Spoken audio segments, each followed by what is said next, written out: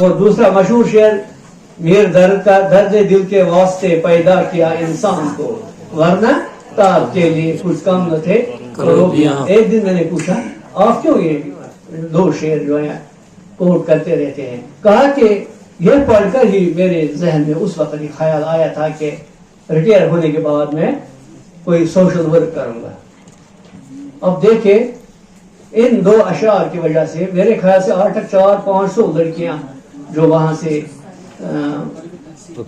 تحصیل ہیں انہوں نے پڑھا بھی وہاں سے اور ان کی شادی بھی ہو چکی ہے.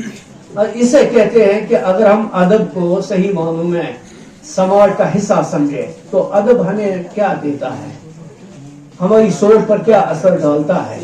کئی اور مثالیں بھی ہو سکتی ہیں، ایسی بات نہیں ہے.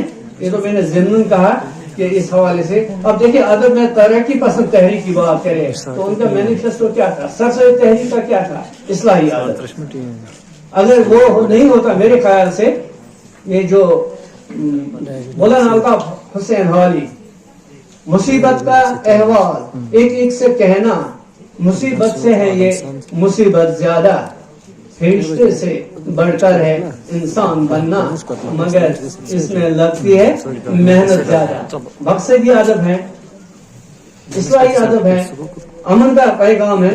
تو یہاں پر میں اب یہ جو مقالہ پڑھے گئے تو خوبصورت مقالہ تھے. جب میں یہاں پر آ گیا تو اویس احمد تو ان کا میں نے آدھا ہی سنا، تو جتنا سنا تو اچھا لگا کیونکہ وہ موضوع کے مطابق چل رہے تھے.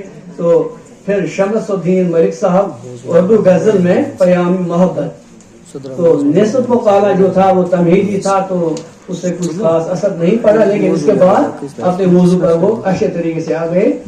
تو ڈاکٹر محمد اقبال نمائندہ اردو شعراء کے کلام میں امن دوستی، تو جیسا جیسا انہوں نے اس پر روشنی ڈالی تو ٹھیک طرح سے خصوصاً نفس موضوع کے مطابق وہ سیدھے وہاں پر ٹچ کر رہے تھے ان چیزوں کو. ڈاکٹر رخسانہ رحیم صاحبہ اردو افسانہ میں انسان دوستی کا پیغام، تو انہوں نے بھی منتخب افسانوں اور اقتباس اور خصوصاً کا لہجہ بھی اچھا تھا، اس طریقے سے اس کو سمیٹا. ڈاکٹر عابد ابراہیم کلام رومی میں انسان دوستی، تو میں سمجھتا ہوں طویل تمہید تھی اس مقالے کی. اس پر مجھے ایک بات یاد آئی، ایک پروفیسر صاحب کا میں نے ایک مقالہ پڑھا تھا، ایک اچھے رسالے میں آیا تھا قریب 20 صفحات کا. پھر انہوں نے فون پر بتایا کہ ڈاکٹر صاحب پسند آیا مقالہ. میں نے کہا ٹھیک ہے اچھا ہے. کہا نہیں کتنا پسند آیا؟ میں نے کہا کہ 10 اس میں 50% میں ریجیکٹ کرتا ہوں، 50 ٹھیک ہے. کہا کیوں؟